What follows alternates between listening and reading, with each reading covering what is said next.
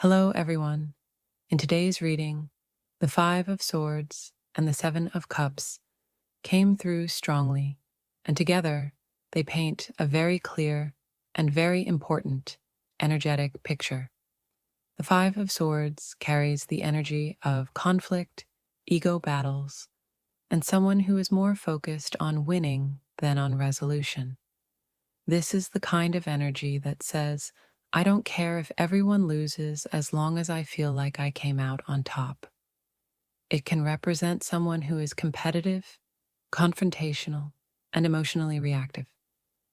They may try to provoke you, bait you into arguments, or use sharp words meant to wound.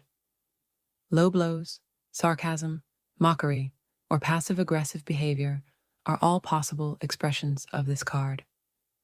But here's the deeper layer. This behavior isn't coming from strength. It's coming from insecurity. The Five of Swords often reflects someone who feels threatened, replaced, or powerless. Instead of processing those feelings in a healthy way, they lash out. There's immaturity here. There's ego. There's an unhealthy fixation on your life, your choices, or your new connection. The spiritual lesson of the Five of Swords is restraint. Not every battle deserves your participation. Sometimes the true victory is walking away untouched. If this person tries to stir drama, remember, you do not owe them engagement. You do not owe them explanations. You do not owe them access. Block them if necessary. Silence is powerful. Distance is powerful. Boundaries are powerful. When you refuse to engage, you remove their supply of attention, and that's often what they're really seeking. Now, paired with this energy, we have the Seven of Cups, and this adds an emotional and psychological dimension to the situation. The Seven of Cups is illusion, fantasy, denial, and emotional confusion. It represents someone who is not grounded in reality. They may be telling themselves stories that simply are not true. They may be romanticizing the past, ignoring rejection, or convincing themselves that they still have a chance when the door has clearly closed. This energy says they don't want to accept what is. They don't want to hear no. They don't want to acknowledge that this King of Pentacles has moved on. They don't want to accept that stability, commitment, and maturity are now being directed elsewhere. Instead, they are clinging tightly, almost desperately. The Seven of Cups can also indicate obsession fueled by fantasy. They may be creating scenarios in their mind, replaying memories, or imagining outcomes that are not aligned with reality. This makes their attachment feel overwhelming, almost suffocating. It's not grounded love, it's emotional escapism mixed with denial. And when denial meets ego, Five of Swords, it can turn messy. That's why your role here is not to fix, explain, or soothe. Your role is to remain centered. Protect your peace intentionally. Keep your boundaries firm and non-negotiable. Do not let guilt manipulate you. Do not let drama distract you. There is something stable and beautiful unfolding in your life. Something grounded, mature, and real.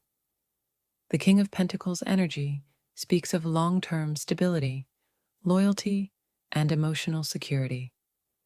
That kind of connection requires calm soil to grow. It cannot thrive in chaos. You are being asked to rise above petty conflict and emotional illusions. Stay rooted in truth. Stay anchored in reality. Stay focused on what is reciprocal, steady, and healthy.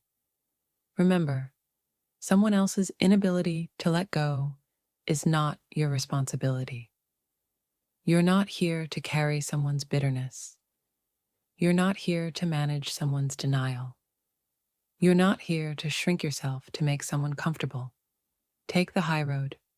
Choose silence over spectacle. Choose peace over pride. Choose clarity over confusion.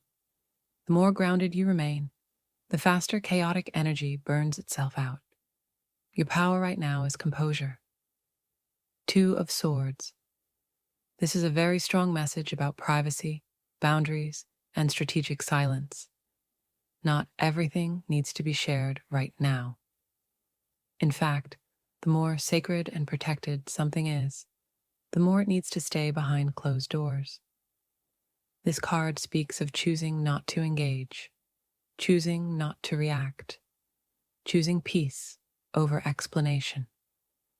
There may be someone who refuses to accept that they are no longer wanted or that their access has changed. Instead of gracefully stepping back, this person continues to insert themselves into the situation. The energy feels persistent, texting, calling, checking in, creating reasons to show up. There may even be love bombing involved. Sudden affection, exaggerated kindness, or dramatic gestures meant to pull attention back toward them. What stands out strongly is entitlement. This person doesn't respect emotional boundaries. They may tell themselves they're just being friendly or just trying to stay connected, but underneath it, there's control and ego.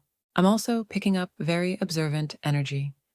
Someone watching the King of Pentacles closely, monitoring social media, tracking posts, noticing who comments, seeing where he tags locations.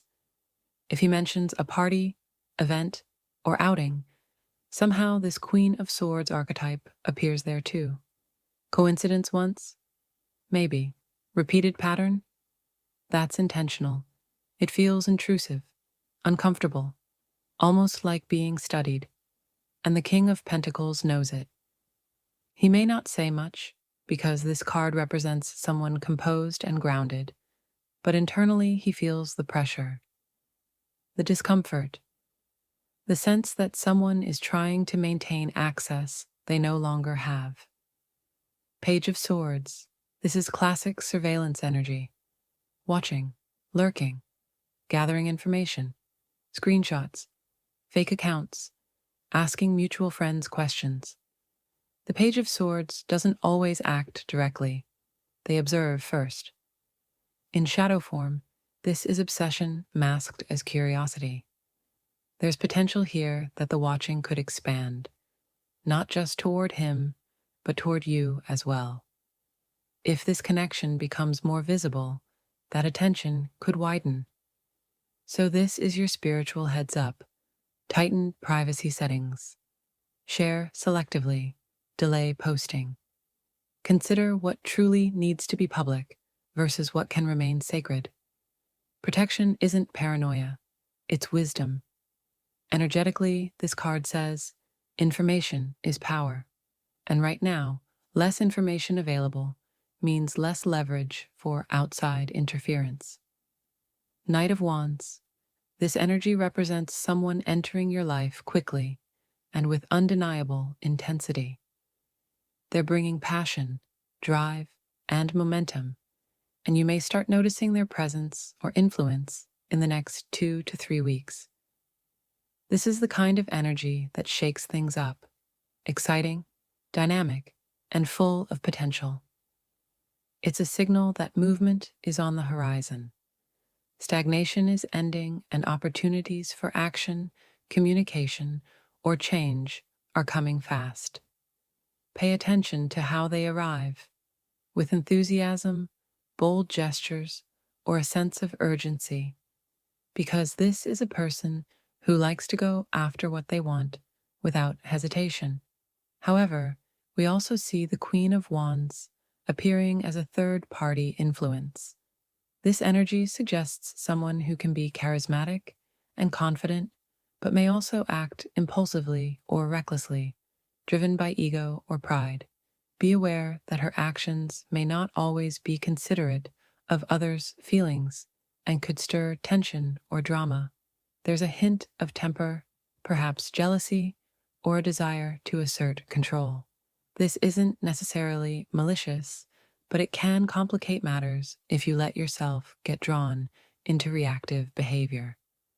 With these two fiery energies colliding, your best strategy is restraint and self mastery. Hold back, don't respond impulsively. Choosing the high road is your greatest strength here. Your ability to remain poised and grounded will allow you to navigate this situation with grace.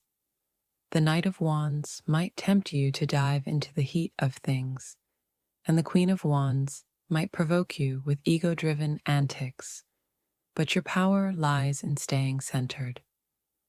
Remember, you carry yourself with class and dignity. Let that be your anchor. By maintaining your composure, you not only protect yourself from unnecessary drama, but also show that your energy is aligned with wisdom and self-respect. This period is an invitation to observe, assess, and act only when it aligns with your long-term goals. Patience and discernment will serve you far more than reactionary behavior. This is also a moment for self-reflection. Ask yourself, what do you truly want from this situation? Are you seeking excitement, validation, or something deeper? Align your actions with your authentic desires, not external pressures or ego-driven dynamics. The Knight's energy can be thrilling, but it's your grounded Queen energy, your poise, clarity, and self-assuredness that will guide you through any turbulence with confidence and integrity. That's the message I have for you. I hope it resonated. I'll see you in the next reading.